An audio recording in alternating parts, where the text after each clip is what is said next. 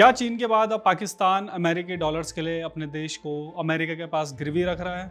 और यह कोई नई बात नहीं है। पाकिस्तान का इतिहास ही ऐसा रहा है। 80 के दशक में पहले पाकिस्तान ने अफगान जिहाद के नाम पर अमेरिका से करोड़ों डॉलर्स खाए, और उसके बाद जब साल 2001 में अमेरिका अफगानिस्तान में आया, तब भी पाकिस्तान नेटो की मदद के नाम पर अमेरिका से डॉलर्स डकारता रहा।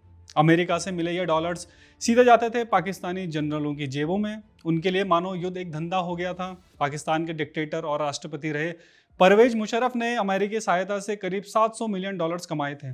उसके बाद जितने भी पाकिस्तानी जनरल आए, सब ने अमेरिकी सहायता से अपनी जेबें भरी। लेकिन साल 2021 में जब अमेरिका अफगानिस्तान से वापस गया था, उसके बाद पाकिस्तान और उसके जनरलों को अमेरिकी डॉलर्स मिलने बंद हो गए। लेकिन अब पाकिस्तानी सेना ने अमेरिका से डॉलर्स के फ्लो को बनाए रखने के लिए एक नया रास्ता खोज लिया है। अपनी जमीन को ही अमेरिकियों को बेच रहा है। अब रिपोर्ट्स के मुताबिक पाकिस्तान आज अपने खैबर पख्तूनख्वा प्रांत को अमेरिका के हवाले कर रहा है। डील का नाम दिया गया है स्ट्रेटेजिक मिनरल इन्वेस्टमेंट। लेकिन इस डील की हकीकत है अमेरिका के हाथों एक और गुलामी का सौदा। ऐसे में ये सवाल उठता है कि क्या यह सिर्फ एक आर्थिक डील है, या फिर यह शुरुआत है एक नए कोल्ड वॉर की, जो लड़ी जाएगी अमेरिका और चीन के बीच। और इस जद्दोजहद की मलाई खाना चाहता है पाकिस्तान। पाकिस्तान का खैबर पख्तूनख्वा प्रांत दशकों से युद्ध की मार झेलता आया है, लेकिन इसकी जमीन सोना उगलती है। Rare earth minerals, copper, lithium, chrome और फ्लोराइड जैसे हाई वैल्यू खनिज यहाँ पाए जाते हैं। अब पाकिस्तान सरकार इन्हें अमेरिका के हवाले कर रही है स्ट्रेटेजिक मिनरल इन्वेस्टमेंट के नाम पर। वैसे तो खैबर पख्तूनख्वा पर पाकिस्तान का कोई हक नहीं है। वर्षों से ये इलाका अफगानिस्तान का हिस्सा रहा। लेकिन साल 1893 में अंग्रेजों ने भारत और अफगानिस्तान के बीच एक लाइन खींच दी, जिसे नाम दिया गया दुरंत लाइन।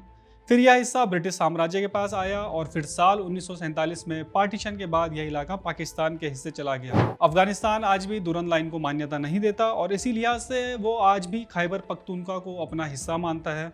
और सबसे इंपॉर्टेंट बात है, खैबर पख्तूनख्वा के मूल निवासी पश्तून भी खुद को पाकिस्तानी नहीं मानते। इसे आप इस उदाहरण से समझ सकते हैं। जब अब्दुल गफर खान के बेटे वली खान से साल 1976 में पूछा गया कि आपकी आइडेंटिटी क्या है, तो उन्होंने जवाब दिया, I am a 3000 years old Pashtun, 1000 year old Muslim and 29 years old Pakistani. उनके इस कथन से आप समझ सकते हैं कि पश्तून खुद को कितना पाकिस्तानी मानते हैं। और पाकिस्तान को भी यह पता है, इसीलिए तो वह पश्तूनों को दबाता आया है। उनकी धरती को हमेशा आतंकवाद और युद्ध में झोंके रखता है, और विद्रोह की हर आवाज़ को दबाता है। आज पाकिस्तान उन्हीं पश्तूनों की जमीन को अमेरिका को गिरवी रखने जा रहा है, जिस पर उसका कोई हक भी नहीं है। बलूचिस्तान को तो पहले ही पाकिस्तान सीपेक की आड़ में चीन को बेच चुका है। पाकिस्तान में सीपेक के तहत जो इंफ्रास्ट्रक्चर चीन ने बनाया था, अब उसी का इस्तेमाल अमेरिका करेगा खैबर पख्तूनख्वा से खनिजों को निकालने के लिए। चीन ने जो सड़कें और रेल लाइनें बिछाई, उन्हीं से अमेरिका खनिज ले जाएगा। लेकिन पाकिस्तान की इस योजना के लिए जो सबसे जरूरी चीज है, वह है इन इलाकों में पाकिस्तानी सेना का पूरा नियंत्रण। और यह सब तब हो सकता है जब यहाँ अस्थिरता फैलाई जाए, टेररिज्म और मिलिटेंसी बढ़ाई जाए, ताकि इसे कंट्रोल करने के लिए सेना को यह इलाके सौंपे जाएं। और पाकिस्तान यह कर भी रहा है। आए दिन यहाँ ड्रोन स्ट्राइक्स होती हैं, आम लोग मारे जा रहे हैं। लोगों का आरोप है कि पाकिस्तानी सेना खुद ही यहाँ अस्थिरता फैला रही है। इसकी आड़ में मिलिट्री ऑपरेशन चलाए जा रहे हैं।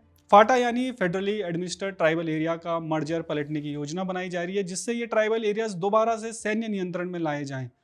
इसी बीच पाकिस्तान एक और काम कर रहा है, खैबर पख्तूनख्वा में कमजोर सरकार बना रहा है, ताकि इस्लामाबाद और रावलपिंडी दोनों मनमानी कर सकें। मतलब कि इस इलाके की पॉलिटिकल आवाज को भी दबाया जा रहा है, सब अमेरिकी डॉलर्स को हथियाने के लिए। यहाँ पर एक और बात, खैबर पख्तूनख्वा में अमेरिका सिर्फ खनिज के लिए ही नहीं आ रहा है, यह अमेरिका की एक बड़ी स्ट्रेटेजी का हिस्सा है। यहाँ से वो चीन और रूस पर नजर रख सकता है, अफगानिस्तान में अपनी मौजूदगी और मजबूत कर सकता है, जिससे फिर ईरान और पूरे मध्य एशिया पर भी नजर रखी जा सकती है। पाकिस्तान भी अपना ही अलग गेम खेल रहा है।